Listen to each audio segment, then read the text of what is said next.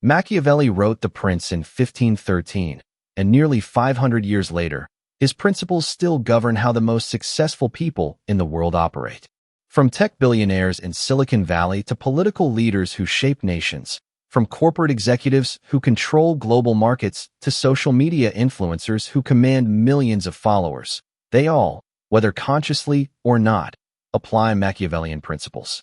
But here's what most people don't understand about The Prince. It's not about being evil or manipulative for the sake of it. It's about understanding human nature so deeply that you can navigate any situation, influence any outcome, and achieve any goal you set your mind to. Machiavelli wasn't teaching cruelty. He was teaching effectiveness. The core principle we're exploring today is perhaps the most powerful one in the entire book: how to rise in power by using others. Not by stepping on them, not by destroying them, but by understanding their motivations, aligning their interests with yours, and creating situations where helping you becomes their best option. Think about it this way. Every person you encounter has their own desires, fears, ambitions, and needs. Most people go through life completely blind to this reality. They try to force their way to success through sheer effort alone. But the truly powerful understand that success isn't a solo journey. It's about building a network of people who are invested in your success because your success serves their interests too. Let's start with the foundation that everything else builds upon: understanding human nature. Machiavelli wrote, "Men judge generally more by the eye than by the hand, for everyone can see and few can feel." This isn't cynicism, it's reality. People make decisions based on emotions, perceptions, and self-interest, not logic. Look at Elon Musk. When he wanted to revolutionize the automotive industry, he didn't just build electric cars and hope people would buy them. He understood human psychology. He made Tesla cars a status symbol. He positioned electric vehicle ownership as being part of an exclusive club of forward-thinking individuals who care about the future. He didn't just sell cars, he sold identity. But here's the deeper Machiavellian principle Musk applied. He used other people's desires to fuel his own success. Environmental activists became his marketers. Tech enthusiasts became his evangelists. Even his critics became his publicists because controversy drives attention and attention drives sales. Consider how Jeff Bezos built Amazon. He didn't start by trying to compete with every retailer in the world. He understood that people hate waiting and love convenience. He used that understanding to create a system where millions of customers became his sales force. Every positive review, every recommendation to a friend, every social media post about a great Amazon experience. These weren't just satisfied customers. They were unpaid employees building his empire. The Machiavellian principle here is what we call aligned self-interest. You don't manipulate people against their will. You create situations where helping you is the best way for them to help themselves. Warren Buffett mastered this principle in the investment world. Instead of keeping his investment strategies secret, he shares them openly. Why? Because when other investors follow his lead, it validates his choices and often drives up the value of his existing investments. His transparency isn't altruism, it's strategic self-interest that benefits everyone involved. Now, how do you apply this principle in your own life? First, stop thinking about what you want from others and start thinking about what others want for themselves. When you're trying to get promoted at work, don't focus on why you deserve it. Focus on how your promotion solves problems for your boss. Does it make their department more efficient? Does it free up their time for more strategic work? Does it reflect well on their leadership abilities? Mark Cuban understood this when he was building his companies. He didn't just hire employees. He hired people whose personal ambitions aligned with his business goals. When someone working for him succeeded in growing the company, they weren't just making him rich. They were building their own careers, developing their own skills, and creating their own opportunities. The key insight from Machiavelli is that people are predictable, but only if you understand their motivations. Fear, greed, pride, security, recognition. These are the driving forces behind almost every human decision. When you can identify what drives the people around you, you can predict how they'll respond to different situations and position yourself accordingly. Take Oprah Winfrey, for example. She built a media empire by understanding that people fundamentally want to feel heard, understood, and inspired. She didn't use this insight to exploit people. She used it to create content that genuinely served those needs while building her own platform. Every person who felt connected to Oprah became part of her network of influence. The mistake most people make is thinking they need to be the smartest person in the room. Machiavelli teaches us something different. You need to be the person who best understands the room. Intelligence without insight into human nature is just sophisticated ignorance. Here's a practical exercise. For the next week, in every interaction you have, ask yourself, what does this person really want? What are they afraid of? What would make them feel successful? Don't ask them directly. Observe their actions, listen to their words, pay attention to what they emphasize and what they avoid. Steve Jobs was famous for his reality distortion field. But what was it really? It was his ability to tap into people's desire to be part of something revolutionary. He made his employees feel like they weren't just building computers, they were changing the world. That feeling was so powerful that people would work incredible hours and push beyond what they thought were their limits. The Machiavellian leader doesn't force people to follow, they make people want to follow. They create situations where following becomes the natural, logical, beneficial choice. Now we move into the second pillar of Machiavellian power, the art of strategic alliances. Machiavelli wrote, "He who neglects what is done for what ought to be done, sooner affects his ruin than his preservation." In modern terms, this means you must deal with reality as it is, not as you wish it were. And the reality is that no one achieves significant power alone. Look at how Bill Gates built Microsoft. The common narrative is that he was just a brilliant programmer, but that misses the real story. Gates was a master of strategic alliances. He formed a partnership with IBM when they needed an operating system, but he kept the rights to license that system to other manufacturers. He allied with hardware manufacturers who needed software, with software developers who needed a platform, and with businesses who needed solutions. Each alliance served multiple purposes. IBM got their operating system, but Gates got access to IBM's credibility and distribution network. Hardware manufacturers got compatible software, but Gates established his platform as the industry standard. The genius wasn't in the individual deals, it was in how each alliance strengthened his position for the next one. The Machiavellian principle here is cumulative advantage. Each strategic relationship doesn't just serve its immediate purpose, it makes you more attractive as an ally for future relationships. Power compounds when it's built through alliances rather than conquest. Consider how Jay-Z built his empire. He didn't just focus on his music career. He formed strategic alliances across industries. He partnered with fashion brands, sports teams, streaming services, and liquor companies. But notice how each partnership was structured. Jay-Z didn't just endorse products. He took ownership stakes.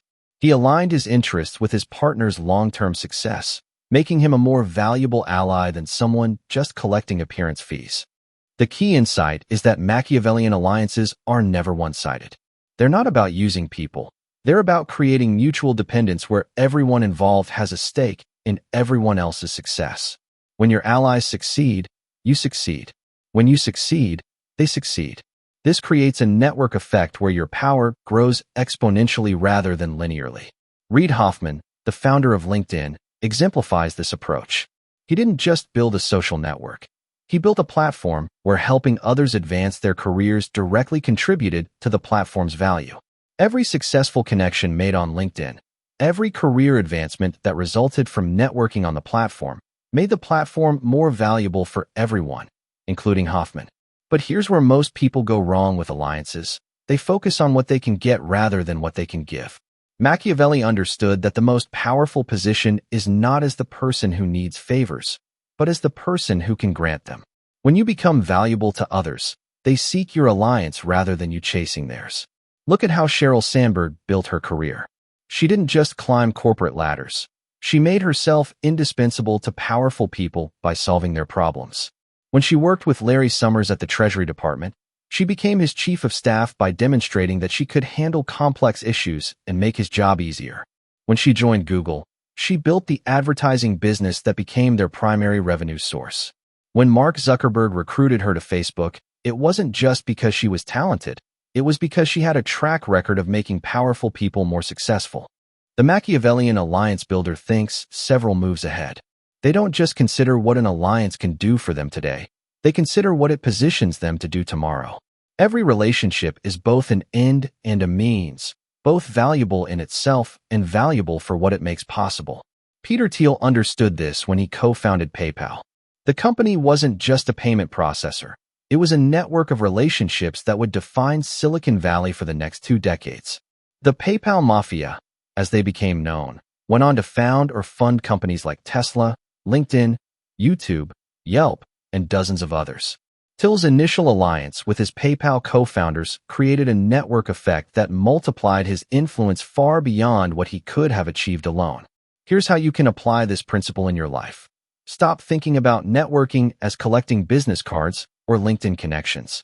Start thinking about it as building mutual value relationships. Before you reach out to someone, ask yourself, what can I offer this person that they actually need? Maybe it's expertise in an area they're weak in. Maybe it's connections to people they want to meet. Maybe it's insights about their industry or market. The most successful people understand that your network is your net worth, but not in the superficial way most people think. It's not about knowing important people. It's about being valuable to important people. When you can solve problems, create opportunities, or provide insights that powerful people need, they don't just include you in their network, they depend on you. Mark Benioff built Salesforce by understanding this principle. He didn't just create software. He created an ecosystem where developers, consultants, customers, and partners all had aligned incentives to see Salesforce succeed. The more successful Salesforce became, the more opportunities it created for everyone in its ecosystem. This wasn't accidental. It was strategic alliance building at scale. The third pillar of Machiavellian power is perhaps the most misunderstood, the power of calculated risks. Machiavelli wrote, "Fortune is the arbiter of one half of our actions, but she still leaves us to direct the other half." Most people interpret this as justification for reckless behavior, but they're missing the key word, calculated. The most successful people in the world aren't the biggest risk takers, they're the best risk calculators. They understand that avoiding all risk is itself a risk, but they also know that taking uncalculated risks is just gambling. The Machiavellian approach to risk is about creating situations where you win regardless of the outcome, or where your potential gains far outweigh your potential losses. Consider how Richard Branson built the Virgin Empire. When he started Virgin Atlantic Airline, it seemed like an enormous risk. He was competing against established giants like British Airways with vastly more resources. But look at how he calculated the risk. He negotiated a deal where he could return the aircraft to Boeing if the airline failed within the first year. He positioned Virgin as the underdog fighting against corporate monopolies, which gave him free publicity and public sympathy. He used his existing Virgin brand to give instant credibility to the airline. What looked like a massive risk was actually a carefully calculated move with multiple backup plans. The Machiavellian principle here is asymmetric risk-taking. You structure situations where your downside is limited, but your upside is enormous. Jeff Bezos applied this when he left his lucrative job on Wall Street to start Amazon. He used what he called the regret minimization framework. He imagined himself at 80 years old and asked which choice he would regret more, trying and failing, or never trying at all. But beyond the emotional calculation, he also structured the practical risk carefully. He started Amazon while the internet was growing rapidly. He chose books because they had the largest catalog of any product category, and he started in Seattle to be close to a major book distributor and far from sales tax complications. The key insight is that what others perceive as risky, the Machiavellian strategist has made as safe as possible through preparation, positioning, and multiple contingency plans. They appear bold to the outside world, but they're actually being incredibly cautious in their own way. Look at how Elon Musk approached Tesla. Starting an electric car company seemed impossibly risky. The automotive industry has enormous barriers to entry. Electric vehicles had failed repeatedly in the past, and he was competing against companies with 100+ years of experience. But Musk calculated the risk differently. He saw that environmental concerns were growing, battery technology was improving, government incentives for clean energy were increasing, and luxury consumers were looking for new status symbols. He started with the high-end Roadster to prove the technology and build the brand, then used that success to move down market. Each step reduced the risk of the next step. Here's where most people fail with risk. They either avoid it completely and never achieve anything significant, or they take random risks without proper calculation.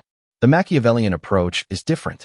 It's about taking risks that others can't or won't take because you have advantages they don't have: better information, better preparation, better positioning, or better timing. Sarah Blakely understood this when she started Spanx. She had no experience in fashion or manufacturing, no business degree, and only $5,000 in savings. That sounds incredibly risky, but she calculated the risk carefully.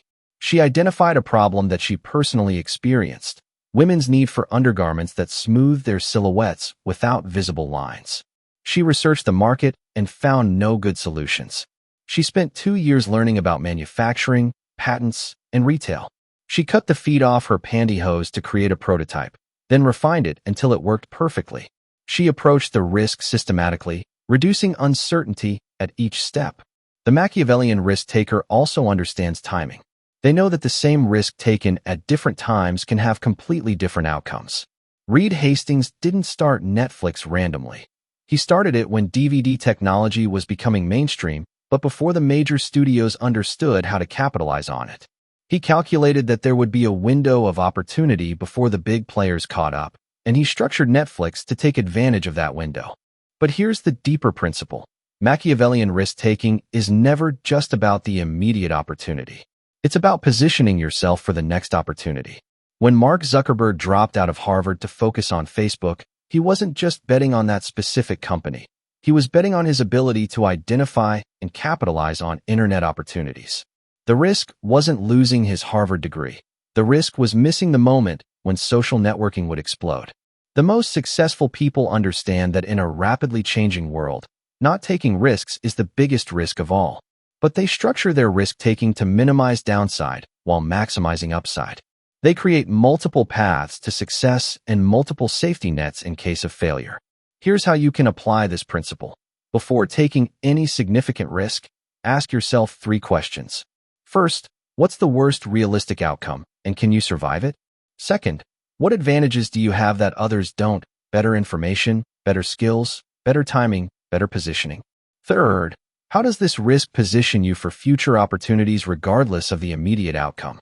Warren Buffett has famously said, "Risk comes from not knowing what you're doing." The Machiavellian approach to risk is about reducing uncertainty through preparation, research, and strategic thinking. When you truly understand a situation, what others see as risky often becomes obvious. Now we reach the 4th pillar, consolidating power. Machiavelli wrote, "Men rise from one ambition to another. First, they seek to secure themselves against attack, and then they attack others." This isn't about becoming cruel or aggressive. It's about understanding that temporary advantages mean nothing if you don't convert them into sustainable dominance. The biggest mistake most people make when they achieve initial success is thinking their work is done. They celebrate the victory and relax, not realizing that their competitors are studying their moves and preparing counterattacks. The Machiavellian approach is different. Initial success is just the foundation for building something much larger and more permanent. Look at how Amazon consolidated its early advantage in online retail. When they first became profitable selling books online, most companies would have been satisfied with dominating that niche. But Jeff Bezos understood that his real advantage wasn't in selling books. It was in the logistics infrastructure, customer data, and online retail expertise Amazon had developed. He systematically expanded into other product categories, using each expansion to strengthen the core platform. Books led to electronics, which led to household goods, which led to marketplace services, which led to cloud computing services. Each expansion made Amazon harder to compete against in all areas. The Machiavellian principle here is compound dominance. You don't just defend your current position. You use your current position to build advantages in related areas, making your overall position stronger and more difficult to attack. Bill Gates applied this principle when Microsoft dominated operating systems. Instead of just protecting Windows, he used Windows dominance to gain advantages in application software, internet browsers, gaming consoles, and cloud services. Each area reinforced the others, creating a network of advantages that competitors couldn't match. But consolidation isn't just about expansion. It's about building barriers that prevent competitors from eroding your position. Warren Buffett talks about economic moats, sustainable competitive advantages that protect your business like a moat protects a castle. The most successful people don't just build businesses or careers, they build moats around them. Consider how Oprah Winfrey consolidated her media success. She didn't just host a talk show. She built a multimedia empire where each component reinforced the others. Her television show built an audience that bought her magazine, which created credibility for her book club, which drove traffic to her television show. She turned her personal brand into a self-reinforcing system where success in any area amplified success in all areas. The key insight is that true power comes not from any single advantage, but from creating systems where advantages multiply and reinforce each other. Steve Jobs understood this when he returned to Apple. He didn't just focus on making better computers. He created an ecosystem where the iPod worked best with iTunes, which worked best with Mac computers, which later integrated with the iPhone and iPad. Each product made the others more valuable, creating switching costs that locked customers into the Apple ecosystem. Here's where most people fail at consolidation. They think linearly instead of systematically. They focus on their next promotion instead of building skills and relationships that make them promotable across multiple opportunities. They focus on their current business instead of building capabilities that can create multiple businesses. They optimize for short-term gains instead of long-term positioning. Reed Hastings demonstrated masterful consolidation with Netflix. When they dominated DVD by mail service, they could have focused on defending that business model. Instead, Hastings recognized that streaming was the future and used Netflix's subscriber base and content relationships to transition to streaming before competitors could establish strong positions. Then he used Netflix's streaming data to inform original content creation, building another competitive moat. Each move strengthened Netflix's position for the next evolution of the industry. The Machiavellian consolidator also understands the importance of controlling key resources and relationships. They don't just participate in their industry, they position themselves at the center of their industry's ecosystem. Mark Zuckerberg didn't just create a social network. He created a platform that other developers, advertisers, and media companies depend on. This made Facebook not just a participant in social media, but a critical infrastructure that others couldn't afford to avoid. Sheryl Sandberg consolidated her power by becoming indispensable to the success of her organizations and building relationships across Silicon Valley. At Google, she built the advertising business that became their primary revenue source. At Facebook, she built the business model that turned social networking into a profitable enterprise. Each success increased her reputation and made her more valuable to other powerful people, creating a compound effect where her influence grew exponentially. The most important aspect of consolidation is building systems that work without your constant attention. Michael Dell understood this when he built Dell Computer. He didn't just create a company that sold computers efficiently. He created a manufacturing and distribution system that could be replicated and scaled. His personal involvement became less critical over time because the system he built could operate effectively without him. Here's how you can apply consolidation principles in your own life. First, identify what your core advantage is, the thing you do better than others, or the unique combination of skills and knowledge you possess. Then ask yourself, what other areas could benefit from this advantage? How can you leverage success in one area to create opportunities in related areas? What systems can you build that will continue generating value even when you're not actively managing them? The consolidation phase is where good strategists separate themselves from great ones. Good strategists achieve success. Great strategists turn temporary success into permanent advantage. They build systems, relationships, and capabilities that compound over time, making their position stronger and more defensible with each passing year. We arrive now at the ultimate expression of Machiavellian power, creating situations where other people's success depends on your success. Machiavelli wrote, "Since love and fear can hardly exist together, if we must choose between them, it is far safer to be feared than loved." But this is perhaps his most misunderstood quote. He wasn't advocating cruelty. He was pointing out that reliable power comes from being necessary, not just popular. The highest level of power isn't commanding others through force or manipulation. It's creating systems where helping you succeed is the natural, logical choice for everyone around you. When your success becomes intertwined with other people's success, you don't need to convince anyone to support you. They support you because it serves their own interests. Look at how Steve Jobs achieved this with Apple. He didn't just create products that consumers loved. He created an ecosystem where developers, suppliers, retailers, and content creators all had strong incentives to see Apple succeed. App developers made money when iPhone users bought apps. Music labels profited when iTunes sold songs. Accessory manufacturers built their businesses around Apple's design standards. Retail partners allocated premium shelf space because Apple products had the highest profit margins. Jobs positioned Apple at the center of multiple interdependent relationships where everyone's prosperity was linked to Apple's prosperity. This principle explains why certain people seem to have effortless influence, while others struggle to get anyone to listen to them. The difference isn't charisma or intelligence. It's whether they've structured their relationships around mutual dependence rather than one-sided requests. Consider how Warren Buffett built Berkshire Hathaway into one of the world's most valuable companies. He didn't just buy undervalued stocks. He bought entire businesses and kept their management teams in place, often making them wealthy through performance incentives tied to the company's long-term success. The CEOs of Berkshire's subsidiary companies became some of Buffett's strongest advocates because their personal wealth grew alongside Berkshire's stock price. Buffett created a situation where the people running his companies had every incentive to make him successful. The genius of this approach is that it scales infinitely. Every person whose success becomes tied to yours becomes a multiplier of your power. They're not just following your instructions. They're actively thinking about how to help you succeed because your success directly benefits them. Jeff Bezos mastered this principle with Amazon's marketplace platform.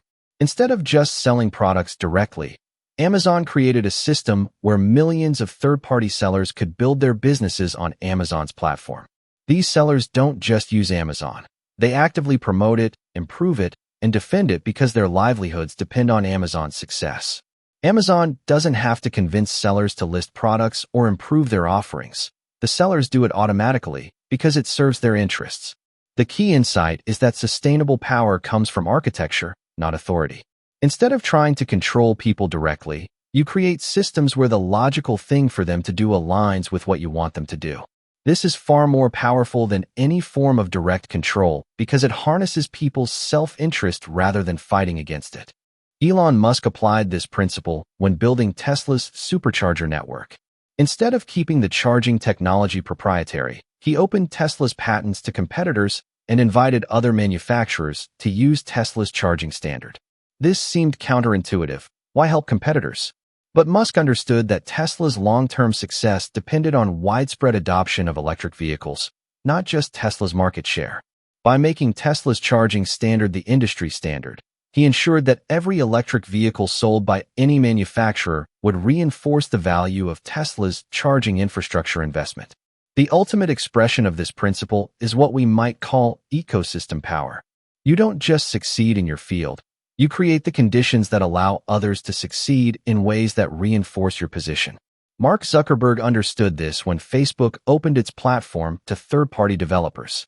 Instead of trying to build every possible feature internally, Facebook created APIs that allowed millions of developers to build applications that made Facebook more valuable. These developers didn't just work for Facebook, they worked for themselves, but in ways that made Facebook indispensable. Here's why this approach is so powerful. When people depend on your success for their own success, they become more than just supporters. They become innovators on your behalf. They identify opportunities you might miss, solve problems you might not even know exist, and create value in ways you might never have imagined. Your capacity for success is no longer limited by your personal capabilities. It's multiplied by everyone whose prosperity is linked to yours. Reid Hoffman built LinkedIn around this principle. The platform succeeds when its users succeed in their careers. Every job found through LinkedIn, every business relationship formed, every career advancement that results from LinkedIn networking makes the platform more valuable for everyone. LinkedIn doesn't have to convince people to use the platform actively. Users promote themselves and each other because it serves their professional interests. The most sophisticated practitioners of this principle think several levels deep. They don't just create direct dependencies. They create networks of dependencies where success ripples through multiple layers of relationships. When Peter Thiel invests in startup companies through his venture capital funds, He's not just betting on individual companies. He's building a network where successful entrepreneurs become investors in the next generation of startups, creating a compound effect where each success enables multiple future successes. Here's how you can apply this ultimate principle in your own life. Stop thinking about what you want from others and start thinking about how you can become essential to what others want for themselves. What systems can you create? What platforms can you build? What opportunities can you provide that make other people more successful? When you solve this puzzle, people don't just help you occasionally. They actively look for ways to help you because helping you helps them. This is the difference between temporary influence and lasting power. Temporary influence comes from having something others want. Lasting power comes from creating situations where others succeed by making you successful. When you achieve this level of strategic thinking, you're no longer playing the game. You're designing the game that others play. The most successful people in every field understand this principle intuitively, even if they don't articulate it in Machiavellian terms. They build careers, businesses, and relationships around the fundamental insight that sustainable power comes from alignment of interests, not dominance over others. You've just absorbed 500 years of strategic wisdom condensed into practical principles you can apply immediately. But knowledge without action is just entertainment. The question isn't whether these principles work. They've been proven by the most successful people throughout history. The question is whether you'll have the courage to apply them. Most people will watch this video, not along, maybe save it to watch later, and then continue living exactly as they did before. They'll go back to hoping someone will notice their hard work, wishing someone would give them opportunities, complaining that success seems to come easily to others, but never to them. But you're not most people. If you've watched this far, you understand something fundamental. Success isn't about working harder than everyone else. It's about understanding how success actually works and positioning yourself accordingly. The principles we've covered aren't just historical curiosities. They're the operating system that runs our modern world. Every major technology platform, every successful business empire, every influential career has been built on these foundations. The people who understand these principles don't talk about them openly because knowledge is power, and power shared is power diluted. Machiavelli's greatest insight wasn't about politics. It was about human nature. People are predictable, relationships are strategic, and success comes to those who understand the game being played rather than just playing hard within rules others have set. The path to power isn't traveled by the masses. It's traveled by those who understand that true strength comes from making others stronger while making yourself indispensable. Your transformation begins with your next decision. Make it count.